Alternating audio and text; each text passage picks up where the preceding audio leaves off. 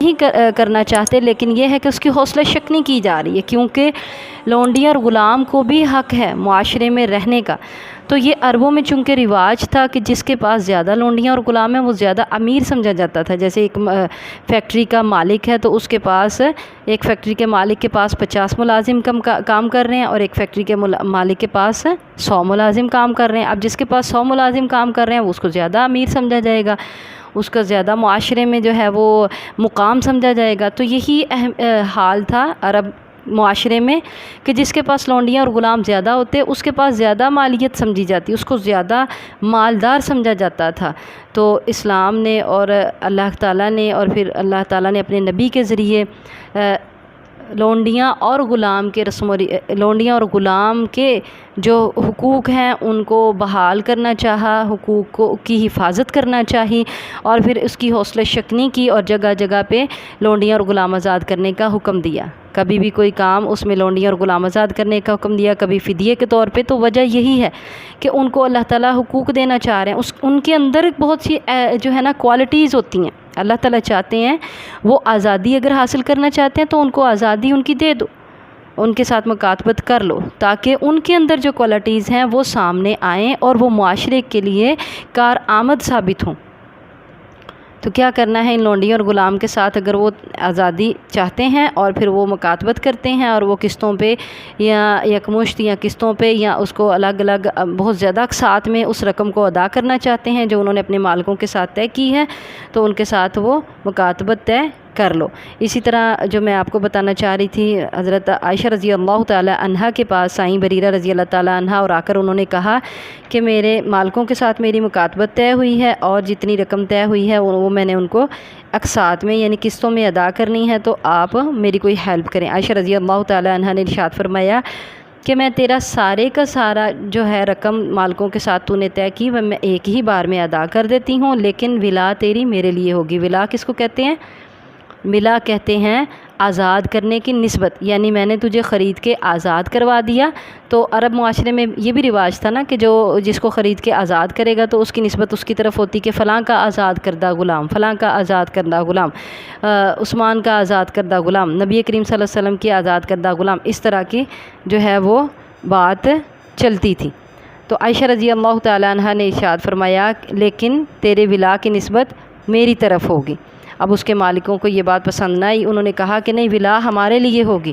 تو نبی صلی اللہ علیہ وسلم نے ارشاد فرمایا نہیں، ولا اس کے لیے ہوگی جو اس کو خرید کر آزاد کرے گا۔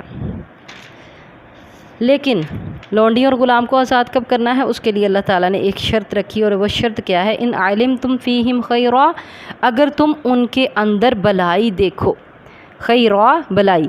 اب یہاں مالکوں کے جو ہے نا ایمان کا امتحان ہوگا۔ اب اگر مالک ایماندار ہے تو وہ صحیح اپنے ایمان کو سامنے رکھ کے اس بات کا جو ہے موازنہ کرے گا کہ یہ لونڈی یا غلام جو آزادی طلب کرنا چاہ رہے ہیں، مکاتبت کرنا چاہ رہے ہیں، اگر یہ آزاد ہو جاتے ہیں کہیں یہ معاشرے میں فتنہ فساد تو نہیں برپا کریں گے؟ یہ میرے لونڈی اور غلام اس طرح کے ہیں کہ اگر یہ آزاد ہوتے ہیں یہ فساد پھیلائیں گے، اگر یہ آزاد ہوتے ہیں یہ چوریاں کریں گے، ڈاکے ماریں گے، فساد پھیلائیں گے، یہ زنا کو عام کریں گے، یہ بے حیائی پھیلائیں گے۔ اس طرح کے کوئی بھی معاملات مالک کو اندازہ ہوتا ہے کہ اس کے لونڈی یا غلام کے اندر ہیں۔ تو اگر مالک کو یہ سارا کچھ نظر نہیں آ رہا، وہ اس کے لونڈی یا غلام مسلمان ہیں اور شریف ہیں اور وہ آزادی طلب کر کے ایک عزت کی زندگی گزارنا چاہتے ہیں، تو پھر یہ مالک کے ایمان کا امتحان ہوگا۔ اور یہی ایک شرط اللہ تعالیٰ نے رکھی ہے، ان علمتم فیہم خیرا، اگر تم ان میں بھلائی دیکھو تو پھر ان کی مکاتبت کو قبول کر لو۔ تو مالک اپنے ایمان کا امتحان دیتے ہوئے اچھے طریقے کے ساتھ اس کی جانچ پڑتال کرے گا، اور پھر ان کے اندر اگر بھلائی دیکھے گا تو ان کو آزاد کر دے گا اور مکاتبت کو قبول کر لے گا۔ اگلا کام کیا کرنا ہے؟ وَآتُوهُم مِّن مَّالِ اللَّهِ الَّذِي آتَاكُمْ، اور دو تم ان کو اللہ کے مال سے وہ جو اس نے تم کو دیا، یعنی وہ مال جو اللہ تعالیٰ نے تمہیں دیا اس مال میں سے تم ان کو بھی دو۔ یہ مالکوں کے لیے بھی حکم ہے اور عام لوگوں کے لیے بھی حکم ہے کہ تم بھی اللہ تعالیٰ کے دیے ہوئے مال میں سے ان کی مدد کر سکتے ہو، किस तरह मदद मालिक करेंगे, उनकी मुकातबत की जो रकम है उसमें कमी कर दें, या फिर उनके ऊपर जितना काम का बोझ है, अगर दिन में एक 24 सारे दिन और रात में 24 घंटे हैं, 24 घंटे में वो 10 से 12 घंटे काम करते हैं, तो मालिक क्या करेंगे, उस काम को उनके लिए बरकरार रखेंगे या उसमें कमी कर देंगे। बाज़ औक़ात यूँ होता है मालिक कहते हैं अच्छा तुम मुकातबत चाह रहे हो और इसका मतलब है तुम खुद कमाओगे और कमा के हमें रकम अदा करोगे, इसका मतलब है तुम्हारे पास बहुत टाइम होता है, वो उसका काम बढ़ा देते हैं। ऐसा नहीं करना, बल्कि उसके काम को कम कर दो। अगर वो 12 घंटे काम कर रहा है तो उसको 10 घंटे भी कर सकते हैं, ताकि वो अपनी रकम जल्दी अदा कर ले।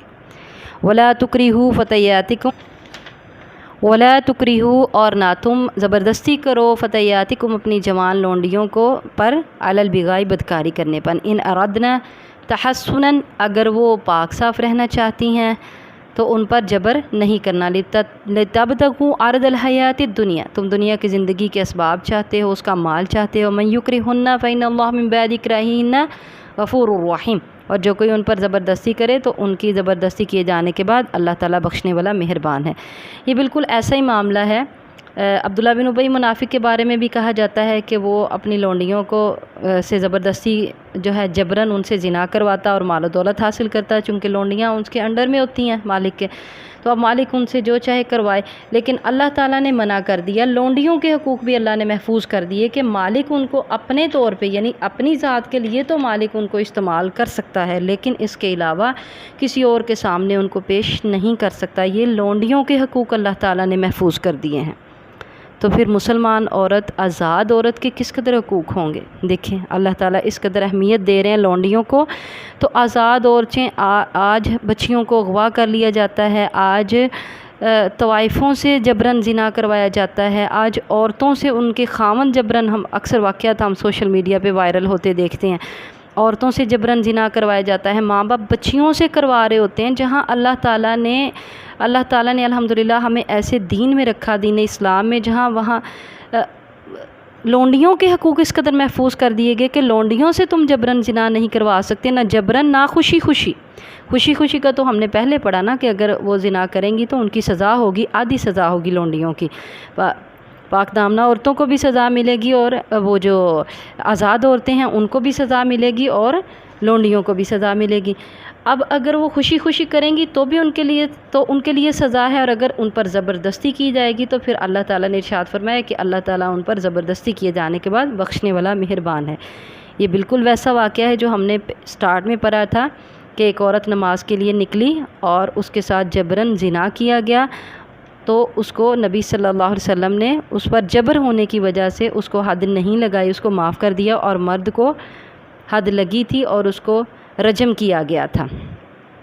तो बिल्कुल इसी तरह ही अगर लौंडियों से ज़बरदस्ती जबरन उनके मालिक ज़िना करवा रहे हैं तो फिर वो गुनाह से बरी हैं, अल्लाह ताला उनको माफ़ करने वाला है। इसी तरह आज़ाद औरतों का भी मामला है, हमारे माशरे में ये बात बहुत चल रही है। अल्लाह ताला ने तो लौंडियों के हकूक़ भी महफूज कर दिए, लेकिन हमारे यहाँ बच्चियों के, आज़ाद औरतों के हकूक़ महफूज नहीं है, उनको घरों से निकाला जाता है मजबूरन, और फिर बच्चियों को उठा लिया जाता है, उनसे ये काम करवाया जाता है। अल्लाह ताला सब मुसलमान बच्चियों की सबकी हिफाजत फरमाए, और अल्लाह ताला हम सबको अमल की तौफीक दे। व आखिर दावाना अनिल हम्दुलिल्लाहि रब्बिल आलमीन।